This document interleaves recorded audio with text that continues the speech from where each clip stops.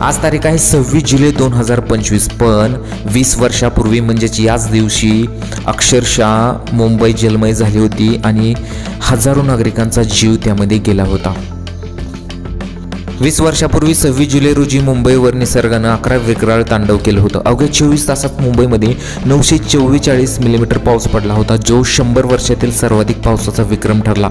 आजच्या दिवशी 20 वर्षापूर्वी जवळपास 1000 पेक्षा अधिक नागरिकांचा मृत्यू झाला होता, तर 37,000 रिक्षा आणि 4000 टॅक्सी आणि 900 बेस्ट बसेस जलमय झाल्या होत्या। हजारो लोकांची घरं उद्ध्वस्त झाली होती, कोट्या रुपयाचं नुकसान हे झालं होतं।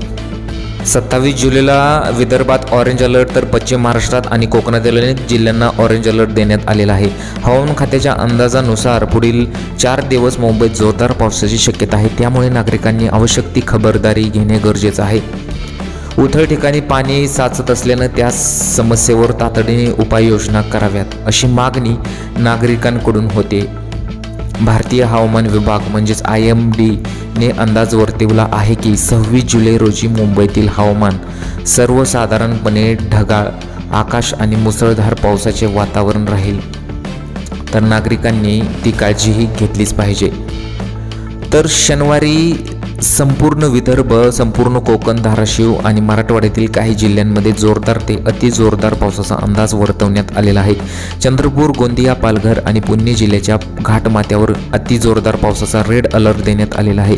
विदर्भ, मराठवाडा आणि कोकणातील 16 जिल्ह्यांना ऑरेंज अलर्ट देण्यात आलेला आहे, त्यामुळे नागरिकांनी त्याची सुद्धा काळजी घेतली पाहिजे। अनेक जिल्ह्यांना रेड अलर्ट देण्यात आलेला आहे, तर अनेक जिल्ह्यांना ऑरेंज अलर्ट देण्यात आलेला आहे, त्यामुळे काळजी घेतली पाहिजे। काही ठिकाणी तर अक्षरशः शाळासुद्धा बंद आहेत, त्यामुळे त्यांनी सुद्धा काळजी घेतली पाहिजे। विशेष म्हणजे मुंबई, ठाणे, रायगड आणि पुणे आणि सातारा जिल्ह्यांसाठी पुढील 3 ते 4 तास महत्त्वाचे आहेत। ह्या काळामध्ये मध्यम ते जोरदार पावसाची शक्यता हवामान खात्याने वर्तवलेली आहे। चंद्रपूरमध्ये तर अक्षरशः शाळा बंद ठेवलेल्या आहेत। सावित्री नदीच्या पाणी पातळीत वाढ, महाड, पोलादपूर तालुक्यातील शाळांना सुट्टीसुद्धा आहे। या पावसाच्या पार्श्वभूमीवर विदर्भातील अनेक जिल्ह्यांमध्ये तसेच नागपूरमध्येही सकाळपासून पाऊस सुरू आहे। दुसरीकडे रायगड जिल्ह्याला आज ऑरेंज अलर्ट देण्यात आलेला आहे।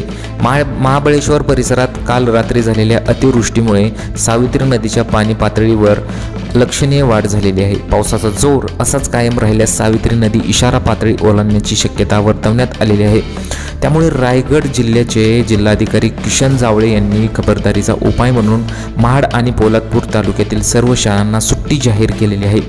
पालघर जिल्ह्यात काही दिवसांपासून पावसाची संततधार सुरू आहे आणि आजही पावसाचा जोर कायम आहे। सकाळपासूनच पावसाने पुन्हा सुरुवात केली आहे। हवामान खात्याने पालघर जिल्ह्यासाठी रेड अलर्ट जारी केलेला आहे, त्यामुळे प्रशासनाने जिल्ह्यातील शाळा, महाविद्यालय आणि अंगणवाड्यांना सुट्टी दिलेली आहे।